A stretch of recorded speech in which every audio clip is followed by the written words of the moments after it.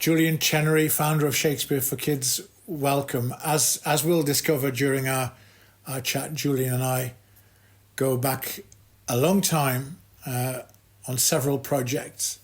Mostly they came about because people told us that you can't do certain things with certain kids, which was like a red rag to a bull. Julian Chenery, who is Julian Chenery and how did you become who you are today? Great question. Julian Chenery he's a writer, a director, a producer, and sometimes he's an actor. I think most of all, he's an Imagineer and has helped create Shakespeare for Kidz, which does exactly what it says on the tin. It brings the world of William Shakespeare to children and young people all over the world. What was your experience of school like? What was your childhood experience like? Well, I was very lucky. I went to school in South London, near Crystal Palace, and that's where I first trod the boards as King Number 2 in the Nativity play. And then I moved to further south to the beautiful London borough of Croydon. And in my secondary school years were slightly tainted because I was unlucky enough to be born in July, which makes me young in the year, and further lucky or unlucky enough to be streamed at the end of my first year, which is now year 7, to take what were O-levels, we call them GCSEs at the moment, at the end of my 4th year of schooling instead of my 5th year. And as a result was that I was academically crammed in my learning, and we had no time for the fun stuff, like woodwork and art and drama and those enjoyable things. It was all the sciences and the maths and the languages and things like that. So whether I was tainted by having friends who were 2 years older than me or whether that was a benefit, I don't know. But it wasn't until the 6th form where I was plucked out of the playground and thrust front and centre as the lead in the school production of Oklahoma that things really ignited for me. And that again formulated a thing for me where the relationships and the communication skills were nurtured. And one of the things I probably wanted to say at the beginning is that, you know, the hook, if you like, of what my message is to the world is that there is one single skill I think children and young people can learn and develop, which is the most important life skill they will ever learn. And I think I learnt them accidentally. And I strongly believe that whether it's STEM or STEAM or whatever, this particular skill is the one which will make children and young people more successful in the life they choose to lead.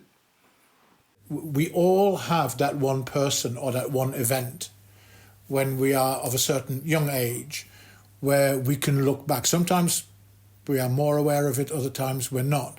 But in my case, it was my German teacher. I became a teacher because I became a German teacher because of my German teacher. Not because he was brilliant at German, which he was, but because he trusted me and he gave me the confidence and self-belief. Is there a person, is there an event like that when you grow up that led to the rest? Well, I think I've half hinted on this particular person. The director of Oklahoma in 1975, Mr. Vernon Reese, he taught me and gave me the confidence to come from nowhere to front, we've never done a musical production at this school, by the way. It was always Henry IV Part 2 and all this sort of thing. And I'd never been on stage in front of hundreds and hundreds of people before. So that man left an indelible mark on me, on how I am as a person. And then over the next few years, I met 2 or 3 other people, semi-connected. They're all 3 still very good friends of mine in a local theatre company. And they were young and wacky and dynamic and created theatre and directed theatre. And they kept casting me in things, which was great. And one of the guys turned out to be head of drama at Harrow. So he knew what he was talking about. And I learned a lot of stuff from this particular guy as well. So these are my 2 sort of mentors insofar as theatre skills are concerned. The third one, as part of the group of these 3, that he's the one that gave me the single flame to do what became Shakespeare for Kids. And this guy's name is Tony Britton. And Tony is very well known for a couple of other things, but at the time, he was the musical director of the first ever musical production at the National Theatre in 1982, Guys and Dolls, and one of the greatest productions I've ever seen. But it was the production he and his director did after that in the Croydon Warehouse Theatre, a fringe theatre in South London, and it was The Marriage of Figaro. This was 6 musical theatre actors performing the magical works of Mozart as with a string quartet and a piano. And it was in English, and it was rude, and it was bawdy, and it was very, very funny. And until that moment, I thought I hated opera. But it is the overture to The Marriage of Figaro turns out to be one of the greatest pieces of music ever written. Ever, ever, ever. And from that moment, I thought, hang on a minute, I'm now really good at culture and high art. Why can't everybody be as good as that? And when it came to writing for children and young people, which is what I started to do with a guy called Matt Gimblett, it was when we started to write a musical version for kids of A Midsummer Night's Dream. And we said to the teachers, this is our idea.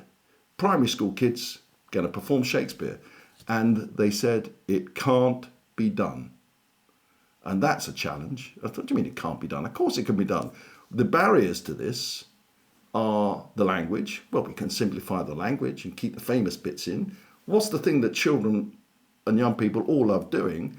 They love singing and dancing and moving. So let's incorporate and weave that into the storytelling. And what the result was a full-length musical version of A Midsummer Night's Dream with all the plot, the themes, the characters, the chronology, the relationships, so that when you leave and go on to study that, the beauty of the full text, you know it.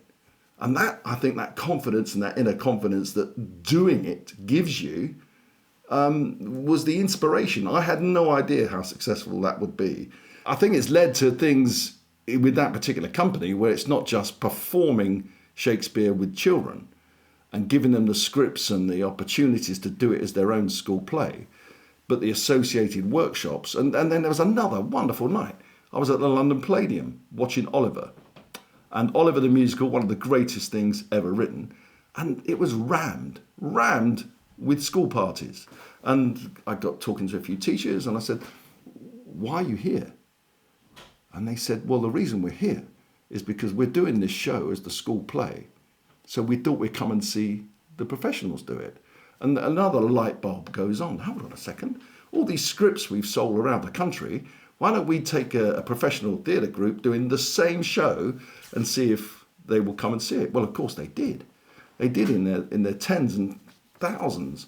And we managed to put tours together in the big theatres around the country and the small theatres around the country.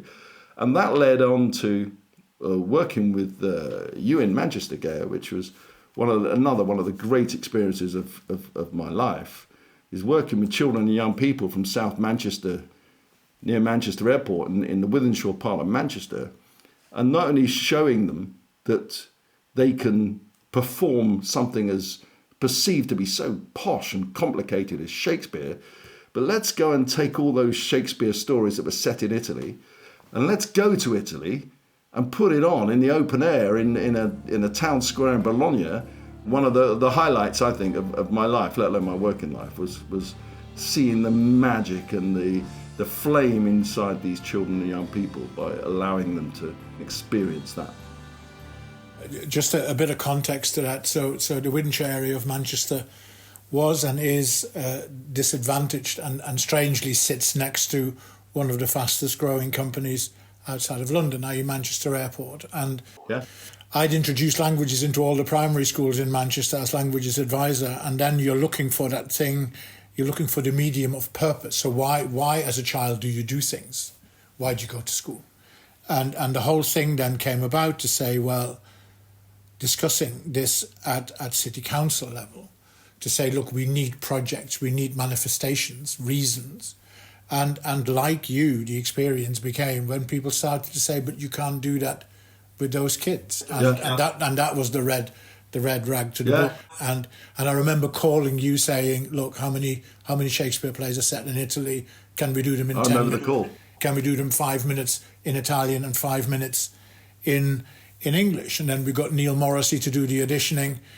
And a year later, after a year of rehearsals and language lessons, we flew 40-odd primary-age children to Bologna to perform that. And much to our surprise, delight, many parents and grandparents made their way there in all sorts of ways. And that also was a manifestation that things can be done. And it was aspirational. And when we filmed and interviewed those youngsters 4 years later, it was really clear that those experiences had impacted on the rest of their lives. And so I kind of saw you and what you did as an organisation, as a medium to educate better, more meaningful and broader, because for my liking, the arts are ignored far too much in the education and upbringing of our children. I am a strong believer that creativity must be at the heart of everything we do when we work with children and young people. And I think other people more knowledgeable and more qualified than me will say how our education system may or may not be flawed, or it teaches to a test, or all these other things. I think education should be fun, and I think it should be creative every single moment of every single day. And part of that is music. For me, I think music is the most visceral and uplifting thing that the human beings have ever invented. I'm not trying to say that the arts is more important than English or maths or the sciences. I say it should sit alongside and be given equal status.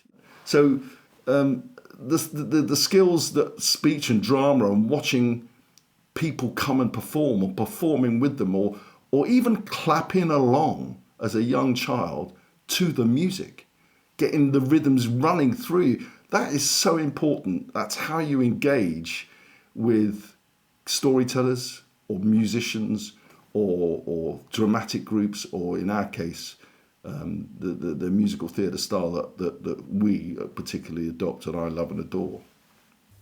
Julian, the way that our project, Shakespeare per I ragazzi, if memory serves me right, the way that worked, but also the way that you operate with your organisation, it is where media and education come together. Yeah. But perhaps in a slightly unusual way, as in it isn't the media producing for education, but it is with. So it's kind of project based, isn't it? Should we see more of that? Should other sections of the media think about a project-based approach that is hands-on? Well, not just that, Ger. We've all got those little rectangles in our pocket, which is the Hitchhiker's Guide to the Galaxy.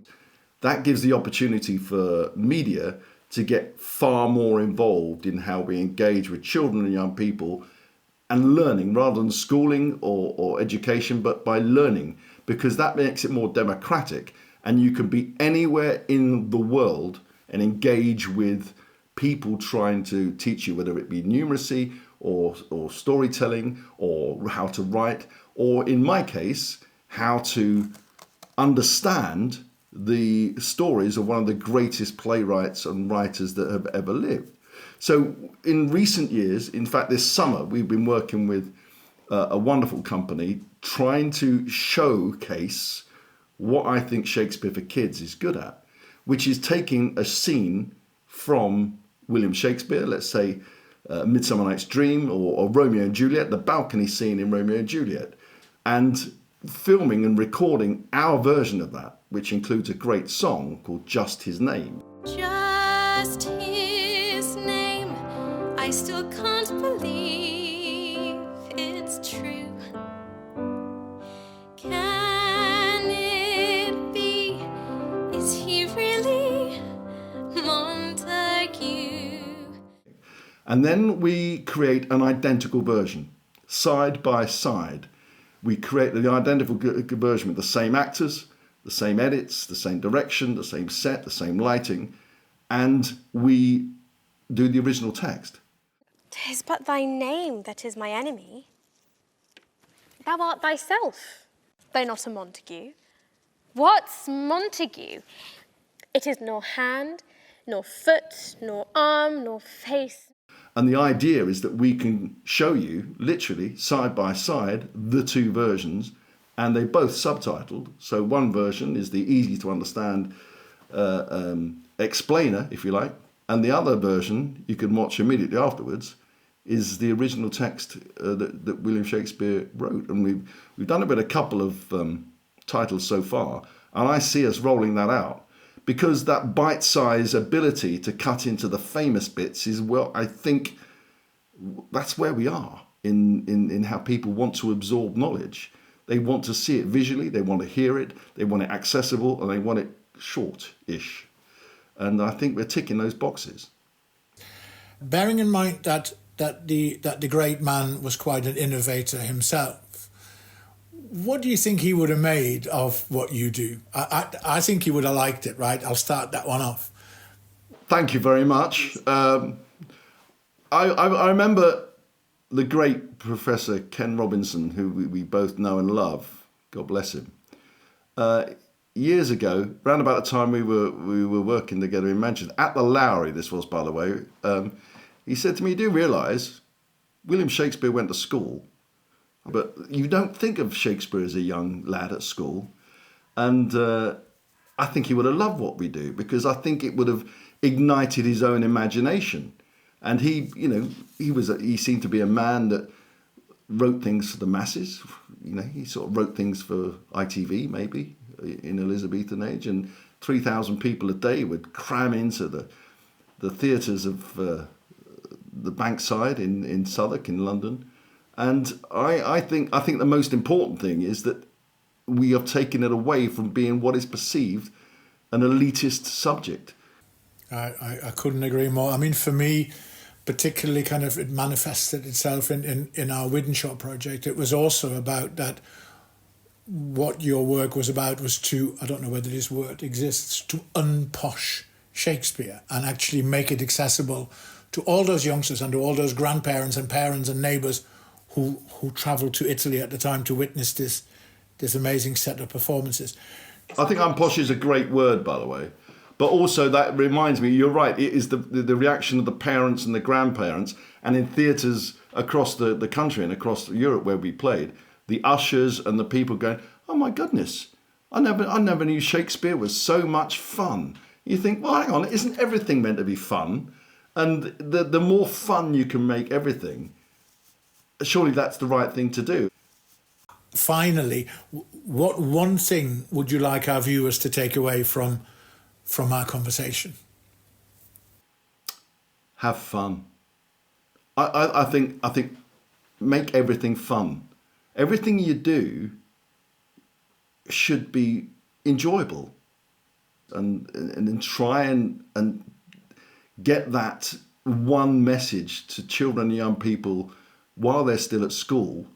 School days are the best days of your life. And how can we make that so true? And it comes back to me, there are ways in the 21st century to do that. And I think the media companies and the media, whether it's big or small, have got the opportunity to work and listen to people. What do they want? What do they like? What don't they like? And react accordingly. Thank you, my friend. Thanks for being with us today.